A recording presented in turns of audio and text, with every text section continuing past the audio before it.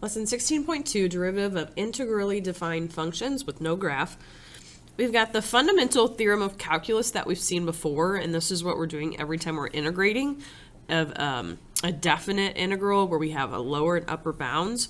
So the fundamental theorem of calculus, or sometimes you'll see FTC, states that if I have the antiderivative of a function that is taking, I couldn't figure out how to do this notation on Google Docs, but it's big F, so the antiderivative of x from b to a, or I should say a to b, but then that's saying f of b minus f of a.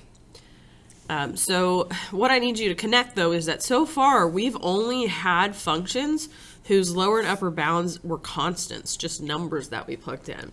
But now in this lesson, we're going to integrate functions whose lower limit is still constant, but the upper limit is a variable. The derivative of an integral is the function itself. So think about that. A derivative of an integral, which is an antiderivative, so it's kind of like multiplying and dividing, adding and subtracting. They undo each other, squaring and square rooting. So taking the derivative of an antiderivative should cancel each other out and just give you the original function again, is what this is saying. So that's what we're going to do when we have the upper bounds being something with x. I added on here that you're going to be also multiplying by the derivative, x prime. So we'll have to take the derivative using chain rule and multiply that on. So let's try number one. The derivative of an antiderivative, it's like they're canceling each other out. We're just going to plug this x in for t. And so we would get the original function was square root of x squared plus 2x. I don't have a derivative of x other than 1, so I don't have to worry about anything like that. So that's our function. Number 2, the derivative of the antiderivative cancel each other out. So this function just gets plugged in for t, and I'll have to simplify a little bit. So I have square root of, put 5x to the 4th, that's going to get squared plus 2 times 5x to the 4th.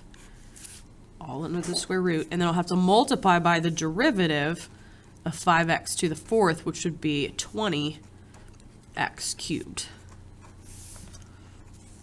Squaring this whole quantity gets me 25. Then power rule says multiply, so x to the 8th. Just distribute your 2, that's 10x to the 4th. And then if you wanted to, you could put your 20x cubed in the front. So that is what the function would be. Number 3, we have a derivative of an antiderivative canceling each other out. Replace t with the 4x. It'd be sine of 4x squared. And then times the derivative of 4x, which is just 4. So that would be sine of 4 squared would be 16x squared. I'm going to put the 4 in front. And number 4, we have this function where we have x, square root of x, which is x to the 1/2 power.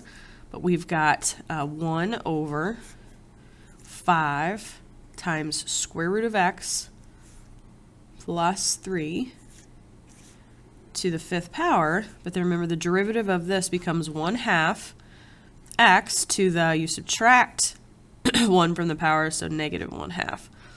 And I'm just probably going to put it in just like that. But you could also float this down to the bottom. You could make it a square root of x. I'll just leave it. So that's all we're doing, is taking the upper bounds when it has x in it and just plugging it in for t, because a derivative and an antiderivative cancel each other out.